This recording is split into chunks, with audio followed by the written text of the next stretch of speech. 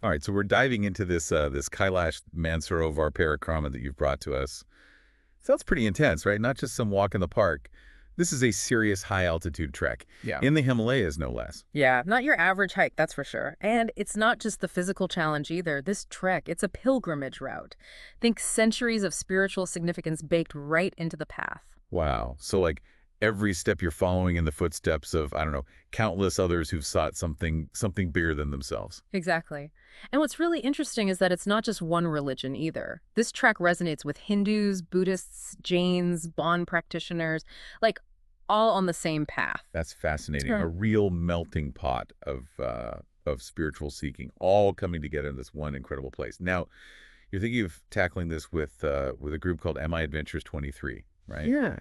They seem to have a pretty unique way of making these kind of dreams a reality. Yeah, they're all about turning these, bucket list adventures into, well, into an actual plan. And what's cool is they've got September 2025 circled for this trip, but their whole philosophy is that the preparation starts way before that, like a year or more in advance. So it's not just about like showing up and hitting the trail. It's about building towards it gradually, almost like training for a marathon, but with a spiritual dimension too. Exactly. And that's where the community aspect comes in. MI Adventures 23, they actually have a whole year planned out with different adventures all leading up to Kailash, snowshoeing, Grand Canyon, even Kilimanjaro. So you're not just physically prepping, you're bonding with the people you'll be on this journey with. So it's almost like joining an adventure family, all working towards this shared goal. But let's be real, this Kailash trek is not a walk in the park. Their itinerary mentions weekly hikes, yoga, potential diet plans, even a final dry run before the main event. Is this like standard operating procedure for them, or is there something specific about Kailash that demands this level of commitment? Well, it's partly about mitigating risk. High altitude trekking, it comes with inherent dangers. Altitude sickness, extreme weather, the terrain itself. The physical prep is about building endurance, strength, and acclimatization so you can actually enjoy the experience and, get there safely. Right, because you don't want to be like struggling just to breathe when you're supposed to be taking in these incredible views and absorbing the spiritual significance of the place. Speaking of which, can we break down the itinerary a little bit? It's pretty packed. Sure. So you'd start in Chengdu, China, acclimatize in Lhasa, which is already at over 11,000 feet. Wow. So you're hitting the ground, hitting the high altitude pretty quickly. Yeah, but it's all about gradual acclimatization. So from Lhasa, there's a scenic drive to Shigatse, passing Yamdrok Lake and Giants.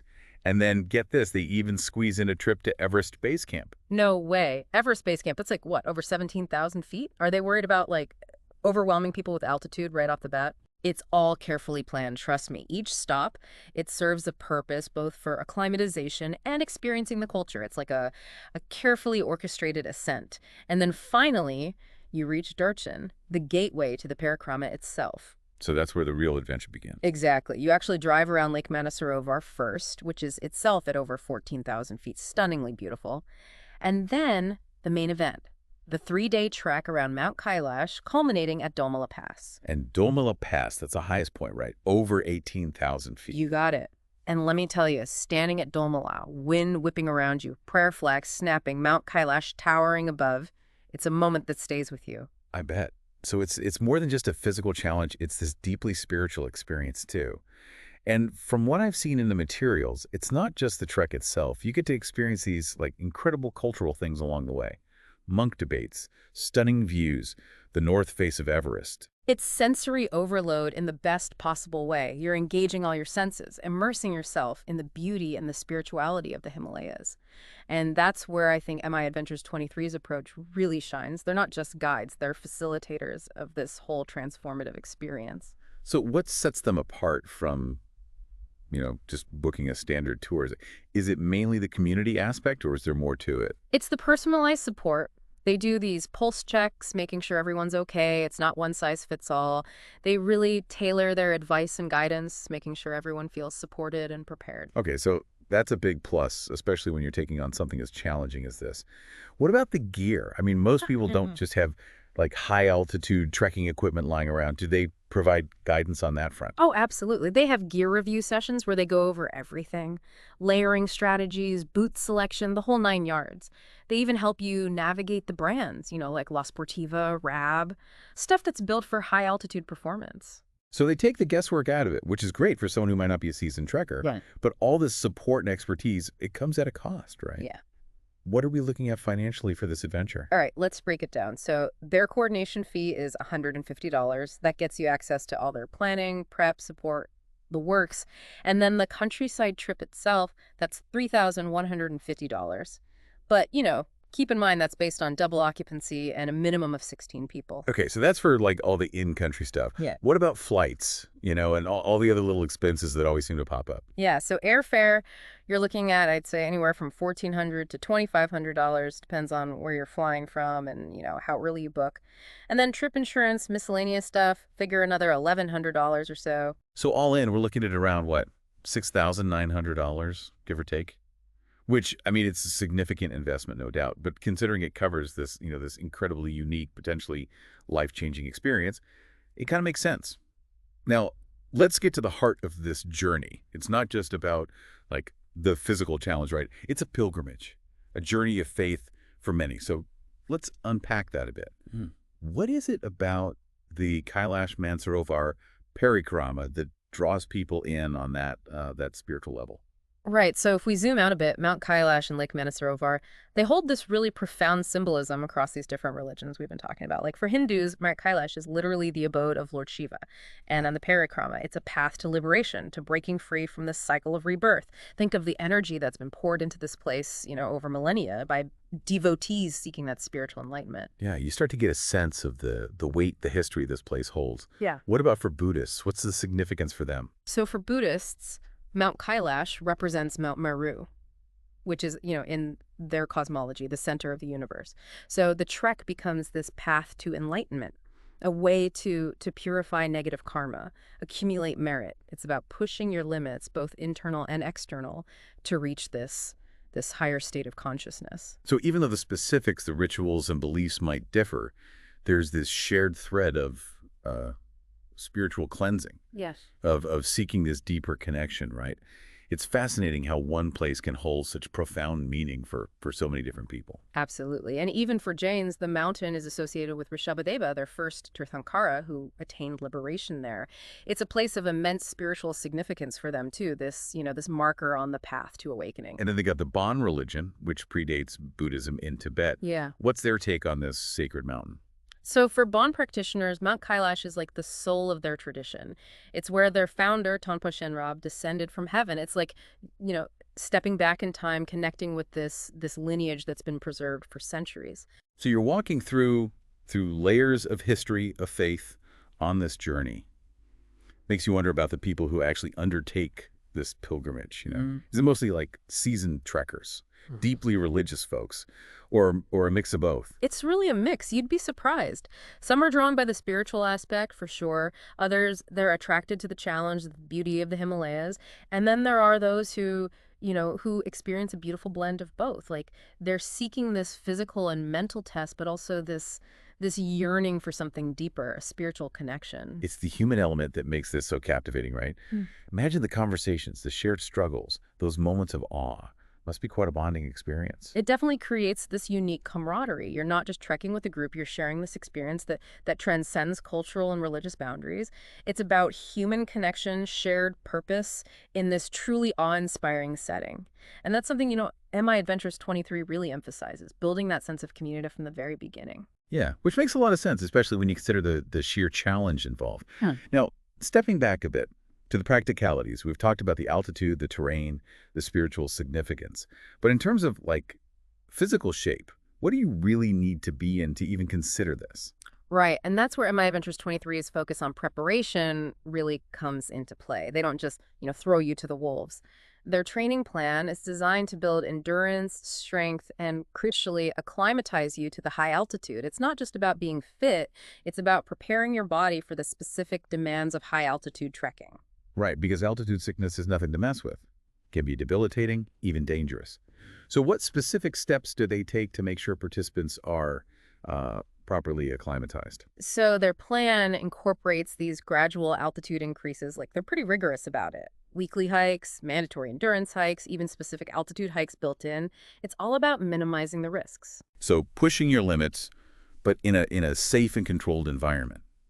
What about the mental aspect? Because let's be honest, 3 days of trekking at high altitude, that can be mentally challenging too. How do they address that? Well, that's where the group dynamic and support system come into play. You're not in it alone. You've got the shared motivation of the group, the encouragement from the leaders, and, the knowledge that everyone's facing the same challenges.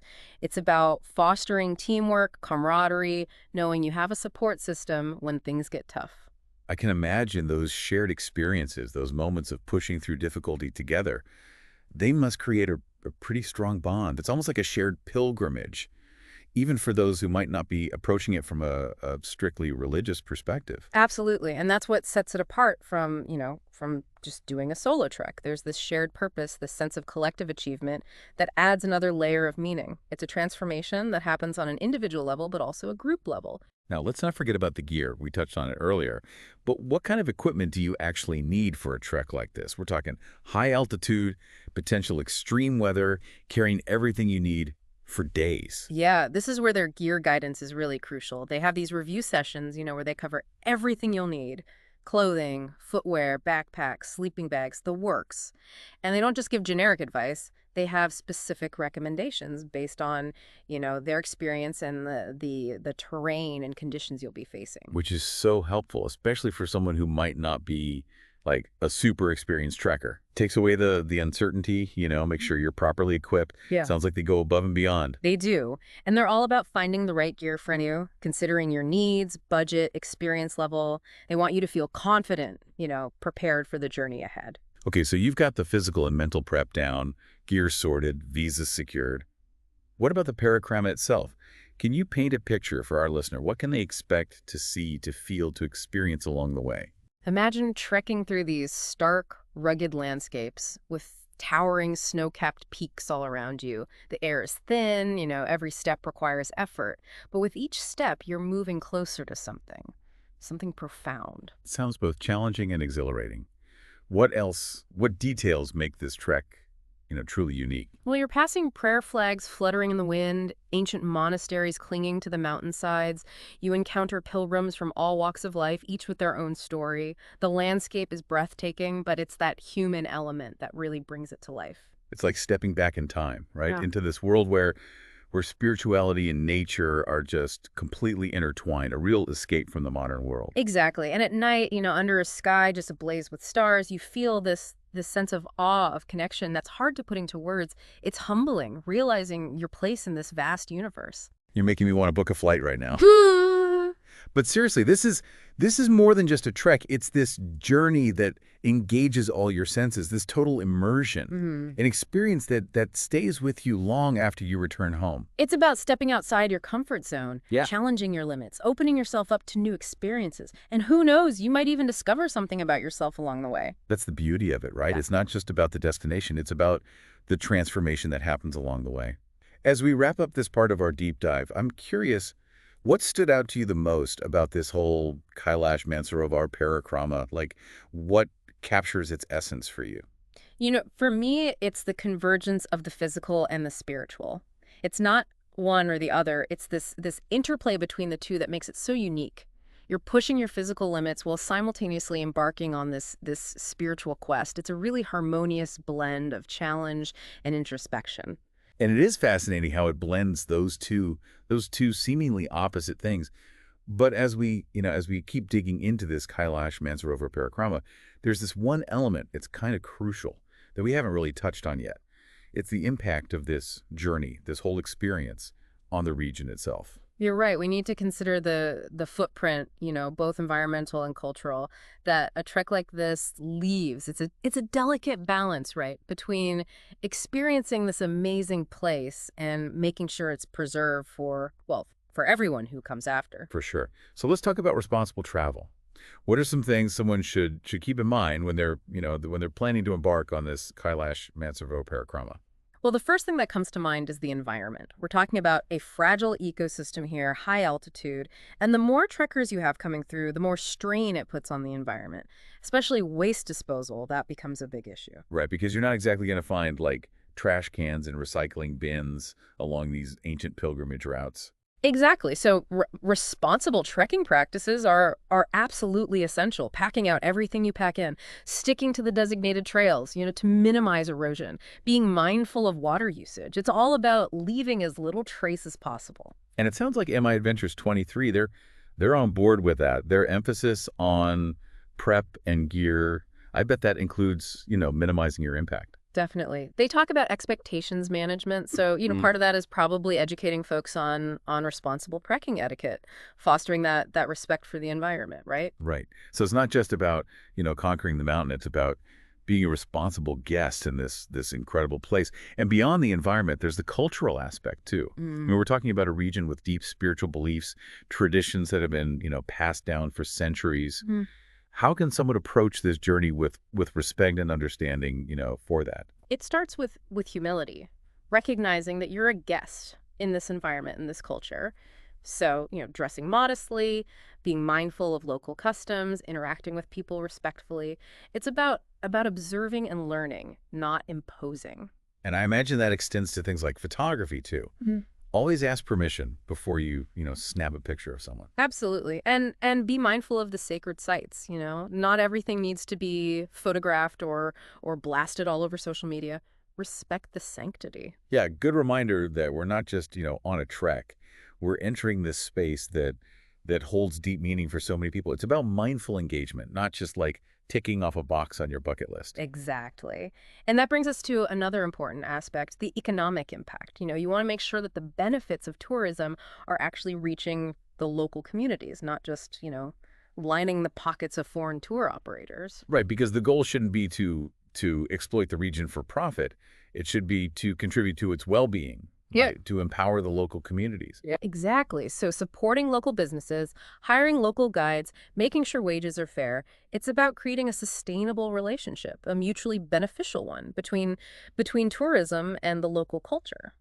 And it sounds like MI Adventures 23, being based in Michigan, they probably partner with local Tibetan operators, which is great.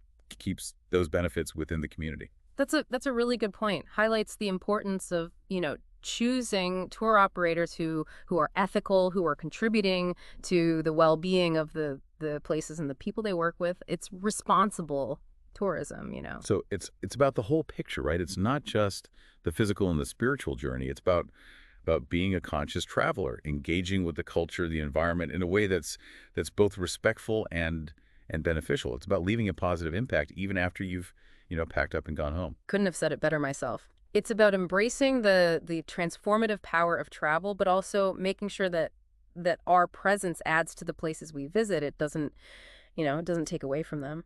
Well, I think we've really covered a lot of ground here. We've explored the challenges, the spiritual side, the practical stuff, and now, the ethical considerations of this Kailash Mansarovar Parikrama. It's definitely not your average trek, that's for sure. It's a journey that demands a lot, but it also offers this incredible blend of adventure, self-discovery, cultural immersion. And it really shows how important it is to go beyond the surface, right? Yeah. To really understand the deeper layers, the nuances of the culture, the environment, and our own responsibility as travelers. Absolutely. So as we wrap things up, I want to leave our listener with one final thought. Beyond all the logistics, the planning, the prep, beyond the physical and the spiritual challenges, what kind of impact do you hope this journey will have on you? What do you want to carry with you long after you've, come back home? That's a really powerful question, and it's one that each person needs to answer for themselves, right?